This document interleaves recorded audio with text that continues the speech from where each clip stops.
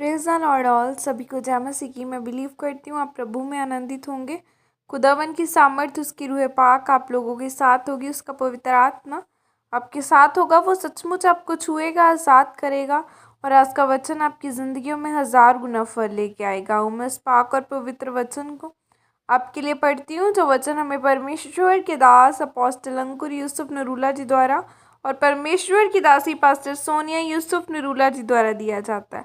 आओ मैं इस पाक और पवित्र वचन को आप सभी लोगों के लिए पढ़ती हूँ। यहोवा का अनुग्रह कौन पाता है? जैसे कि पवित्र बाइबल उत्पत्ति 6 की 8 आयत में लिखा है, परंतु यहोवा के अनुग्रह की दृष्टि नूह पर बनी रही। आमीन। मेरे प्रियो, वचन कहता है कि यहोवा के अनुग्रह की दृष्टि नूह पर बनी रही। वह क्यों बनी रही? क्योंकि जब परमेश्वर ने देखा कि जो लोग हैं वे पूरी तरह से पाप में, व्यभिचार में पड़ गए हैं, अपनी देह के साथ व्यभिचार करना और जानवरों के साथ भी व्यभिचार करने की अलग अलग तरीके अपना लिए हैं, और लोग जलन से, विरोध से बहुत भर गए हैं और पूरे जगत में पूरी तरह से पाप फैल चुका है, तो परमेश्वर ने पूरी मानव जाति को ख़त्म करने का सोचा और योजना बनाई। लेकिन परमेश्वर के अनुग्रह की दृष्टि नूह पर बनी रही।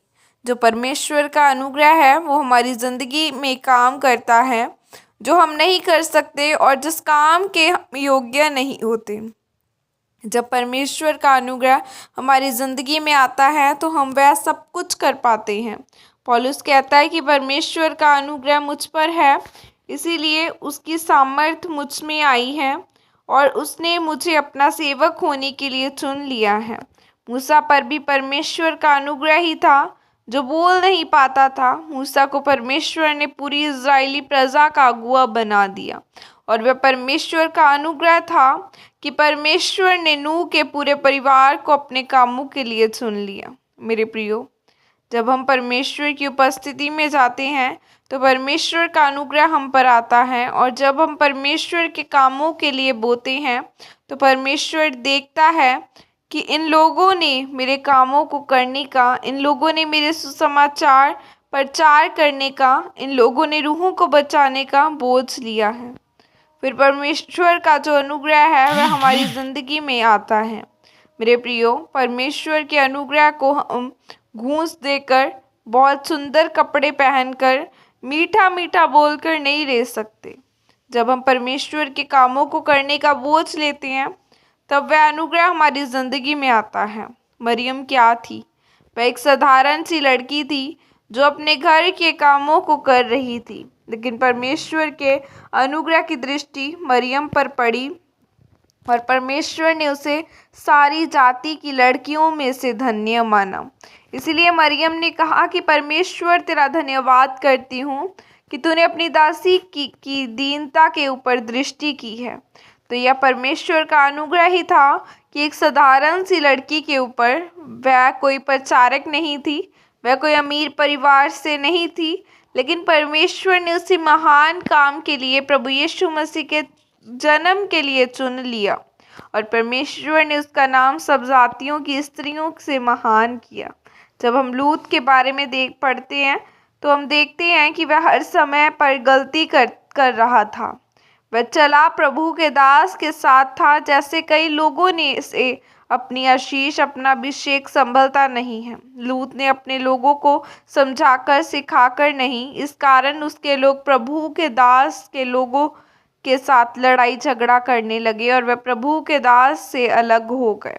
लेकिन फिर भी परमेश्वर के अनुग्रह की दृष्टि लूत पर पड़ी, और परमेश्वर ने सदोम और अमोरा का विनाश करने से पहले उसे उस जगह से बाहर निकाल दिया।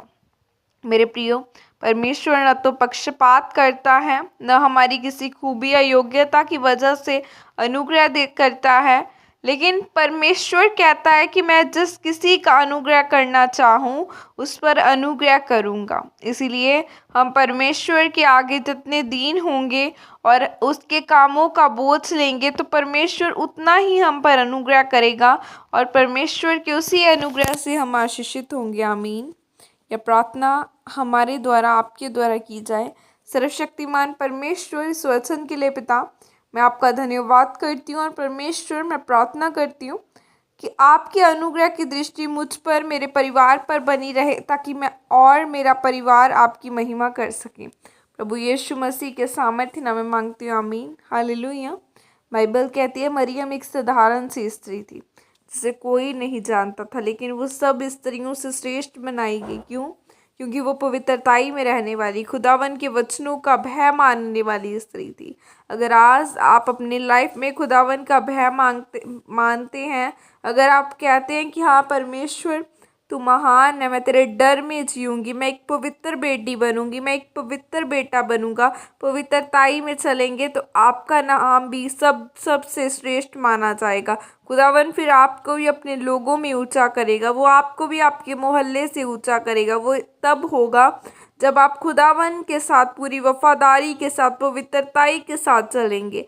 सो खुदा आपके जीवनों में बरकतें दे, आपको ब्लेस करे और यह वचन आपके जीवनों में अनुग्रह लेके आए। God bless you all. Praise the Lord. जय मसीह की सबको।